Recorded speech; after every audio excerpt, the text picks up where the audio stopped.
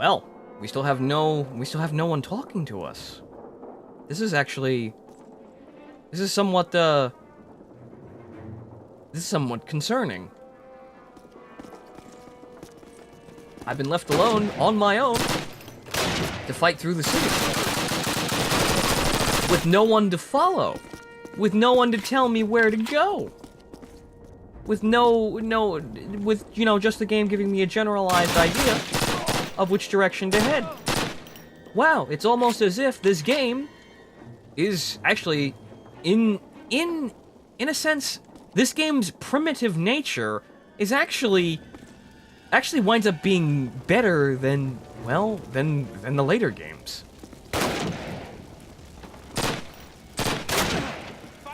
Which is actually rather disturbing in a way. I'm just kind of walking around fighting my way through the war as it is. And I think that's kind of the, whatchamacallit, as I continue to monologue here as I'm shooting Germans. Because I have time to, because not everyone's fucking. What was that throw? What was that throw? Also, I like how that grenade went off 2 feet from that German and he still didn't die.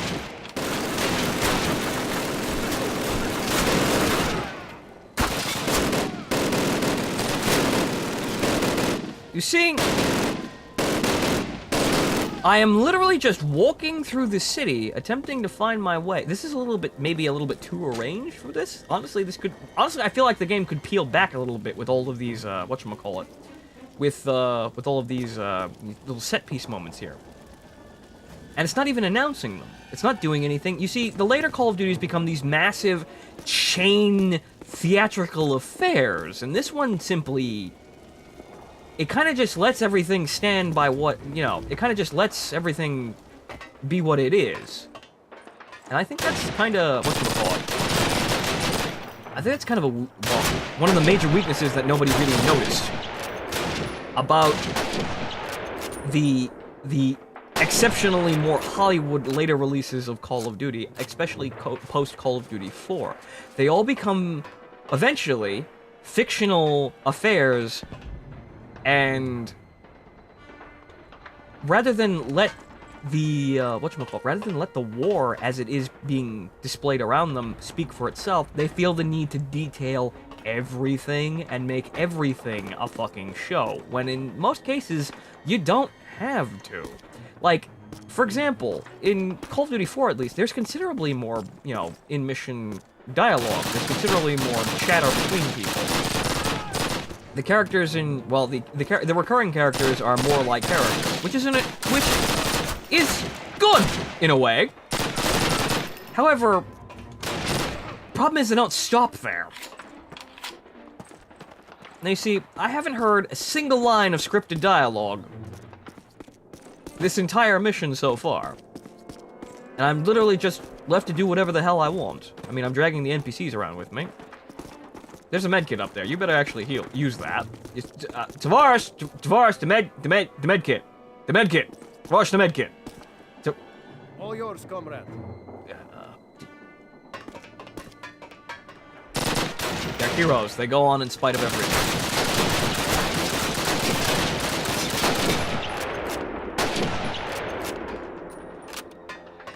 I think if they honestly wanted to make a Call of Duty game more like the original Call of Duties, I think they'd actually have to design the game less. They'd actually probably have to step back a bit, but, well, evidently, Sledgehammer is, well, there goes our last of Arish. Evidently, Sledgehammer, or, well,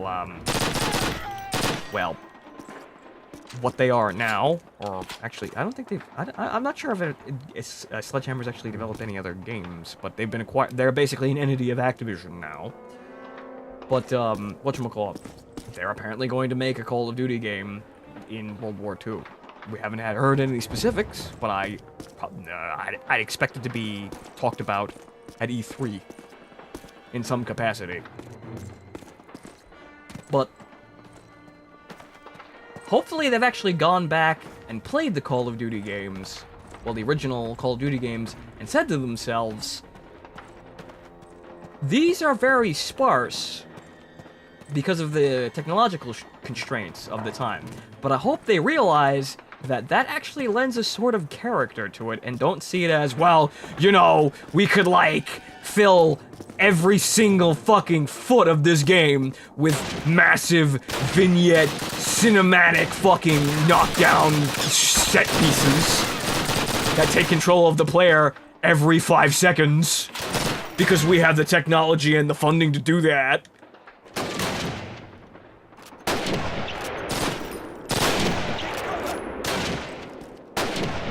And also, I hope to have good writers. But then again, hoping for good writers in video games is, well, it's kind of like, you know, well, trying to find needles in a haystack.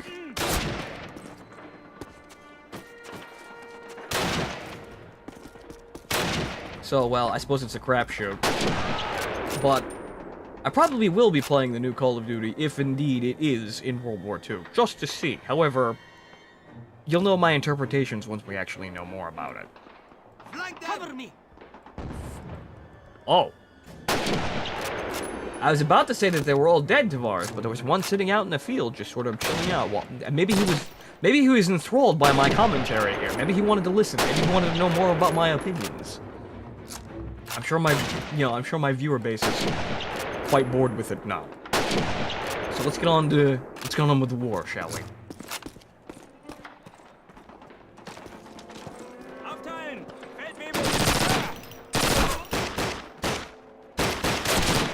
I hear the sound of a Luger.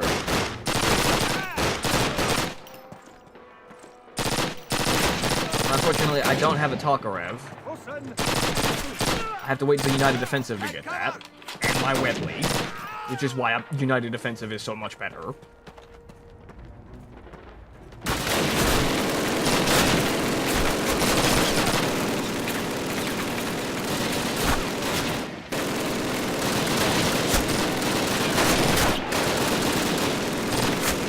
God damn it! Will someone distract the 42? Comrade Sniper can't assist you. Okay, good.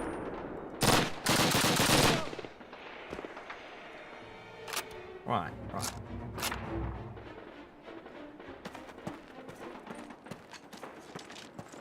But getting slightly back to that note, I really hope Sledgehammer actually, when they play these games, and I hope they're going to come play these games and review them as they are making this wonderful game of theirs. I hope they come back and realize why the games were successful in the first place, rather than just saying, oh, we're just gonna make Call of Duty 4 in World War II and call it a day. Because, you know, we didn't actually, you know, World at War wasn't a thing, and honestly, I don't really like World at War. Do you know why I don't really like World at War? Because it loses itself in all the barbarism and the fucking horror.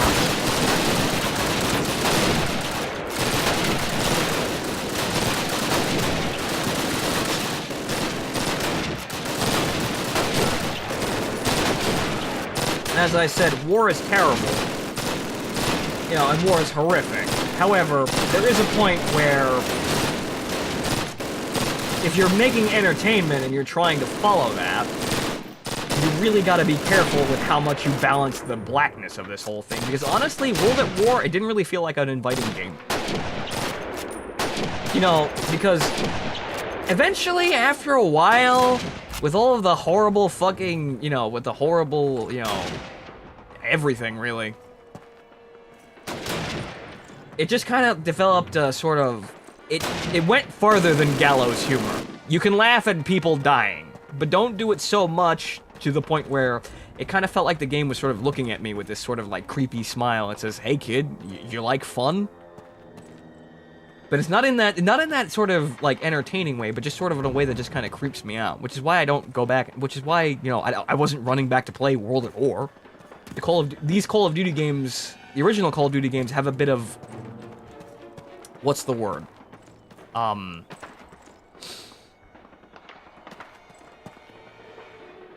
the tip of my tongue here. What's the word I'm looking for here? Not reverence, not legitimacy. I'm bouncing around with that. But, whatchamacallit?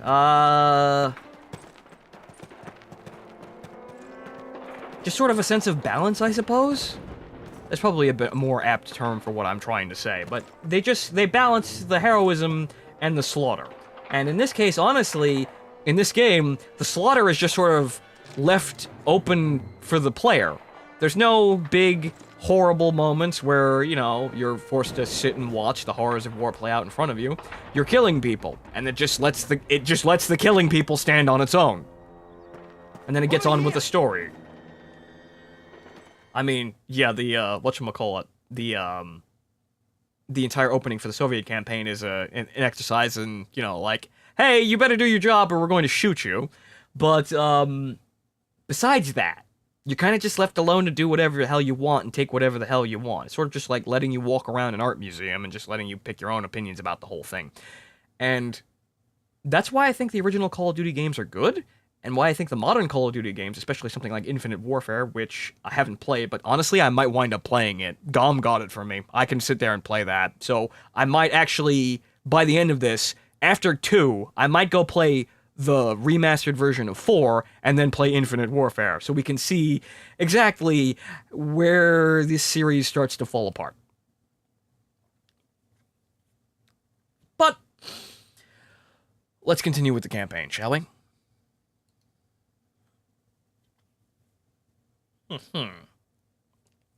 I promoted to Junior Sergeant. Ah, yes, Stalin has seen my actions and is pleased. The Germans recaptured a 4-story apartment building near the grist mill on Pensakaya Street. It's Pavlo's house, ladies and gentlemen. From this building, it is possible to see very far in all directions, and to direct artillery fire much more accurately. Right, yes. We need to retake Pablo's house, ladies and gentlemen. And winter is set in. Right. Well, actually, I actually don't suppose it's winter. I think winter is whatchamacallit. I think we take it in November, and then there's another mission after this. But yes, welcome to Pablo's house. Comrades of the Soviet Union, there is no need for this senseless bloodshed between our nations. All right, here we go. The German people are not your enemy. If you surrender, you will be treated well. You will be given plenty of good hot food and warm clothing, and if wounded, proper medical treatment.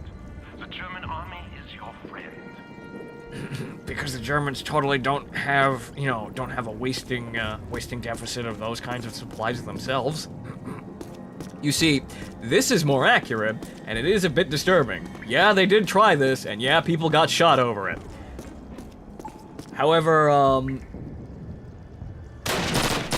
no, they're wearing their winter coats. It has in fact snowed. Most likely. But this is where we start to get a little bit sort of odd, because yeah, you come out and try and surrender, and then they shoot you. They don't care. I think Call of Duty 2 sort of struck a... no, it wasn't exactly full in with the barbarism either, but I think Call of Duty 2's rendition of the sewers, because there is a fairly large Stalingrad campaign in there, is a little bit more... well, obviously a little bit more sophisticated than this, but... still, again... yeah, you see? Snow on the ground. It's winter in Mother Russia. The German defeat is at hand. Good shot, Tavarish! Huh. You see? The People's Army is rallying around us.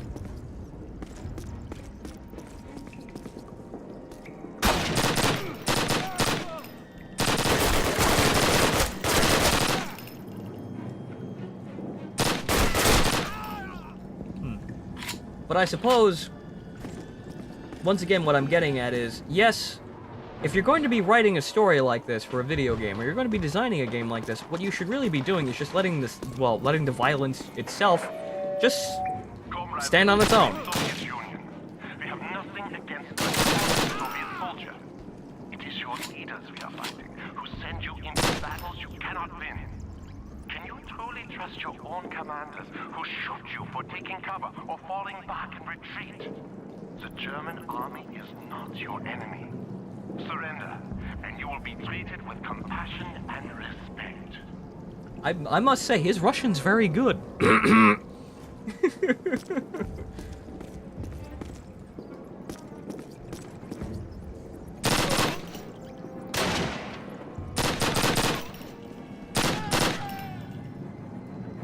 Did I get all of them? Okay, good.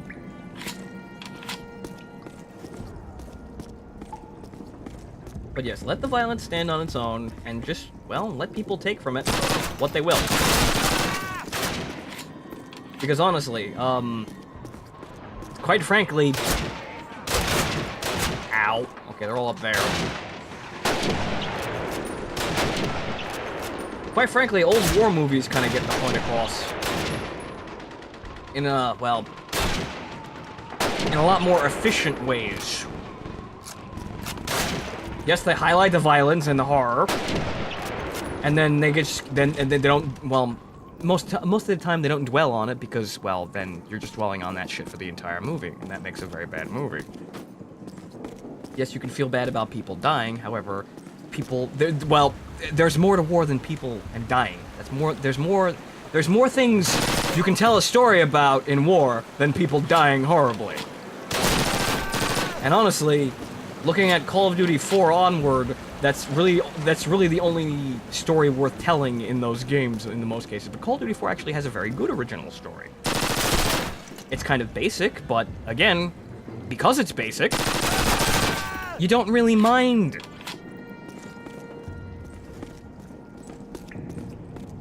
It's not exactly interrupting the game and shoving shit down your throat. Ow! Aside from German bullets, my bad. War is delightful to those who have never experienced it. Well, this man never saw... Well, I suppose this man never saw the movies. Yes, I know. I'm playing I'm playing a losing battle here, I suppose, with entertainment and warfare.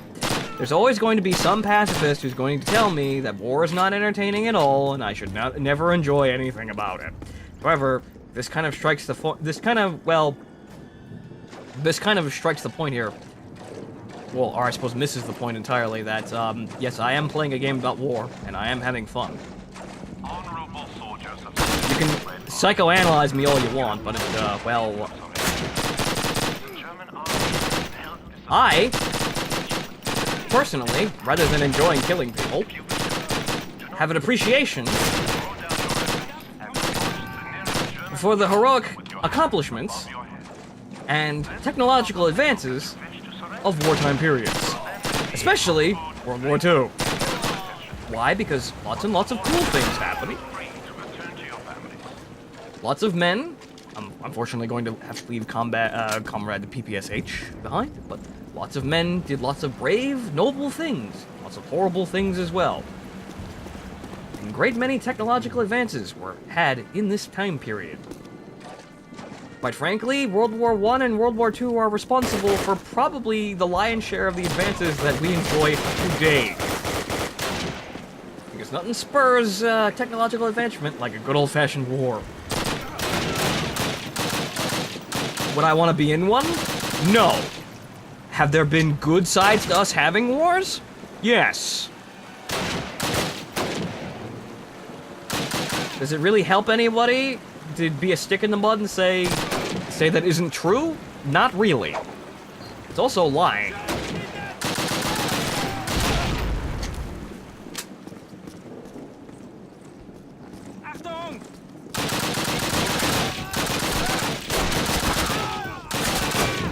Alright. Room clear, Tavash!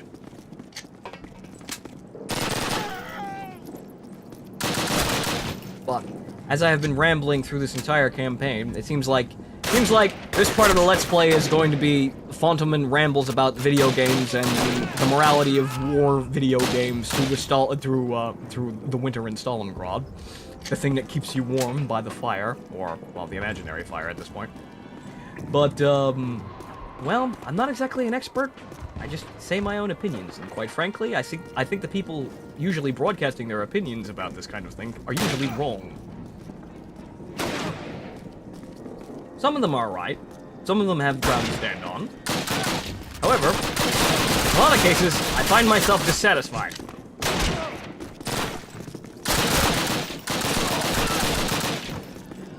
And also, as I've been doing this, my hand fell asleep. So, give me a moment, Tavares. Hold the war for me. Right. Sorry about that, folks. Kind of had my whatchamacallit, had my pinky kind of crunched up in a really odd shape on the side of the mouse.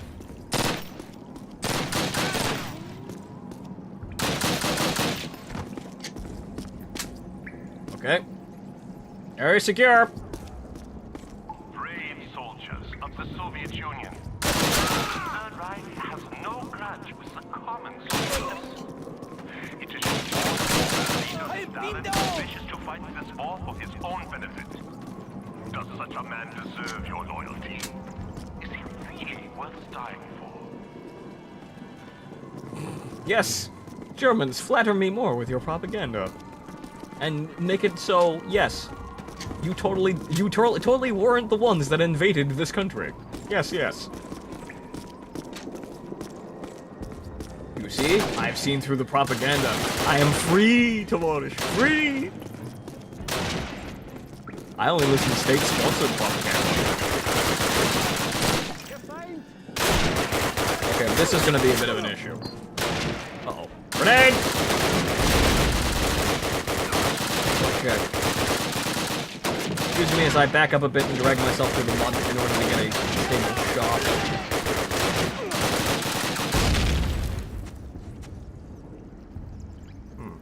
This might be an issue. Okay. Be very, very careful here, because one wrong move and I will be shot. Whoa! Okay, so maybe we had two wrong moves. Maybe we had just another one there. Okay. I know there's more than two of them out there. Oh, there he is.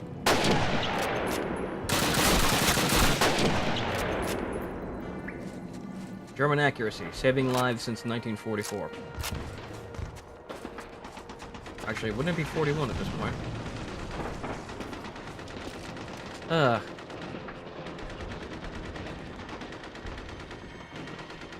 I forget. The mission briefings will. Hey. The mission mission openings. They blur past me. I can't remember what fucking year it is while we're fighting this because the campaign jumped around. Though, quite frankly, also, Sledgehammer, if you happen to be listening to my very long rant about this whole situation, might I suggest you go one better than, whatchamacallit? We go one better than previous Call of Duties and Battlefield 1 in itself, and actually, you know, detail the Battle of France. You know, not Normandy, Battle of France circa 1941. Because, you know, honestly, all of these games has, you know, totally missed that. Entirely. So, you might want to get on that. It's fertile ground, and you can actually have Renaults, because the German, oh, actually, no, not the Germans. The French army was still using them at that point, and then I might also get a scripted sequence where I get to drive around, you know, an R-35 or something like that. Or a Matilda, and then get shot by Rommel's flak guns. Come on, there are set pieces there. There are cool things that happened in 1941 in France. Oh well. I'm rambling again. On to Pavlov's house.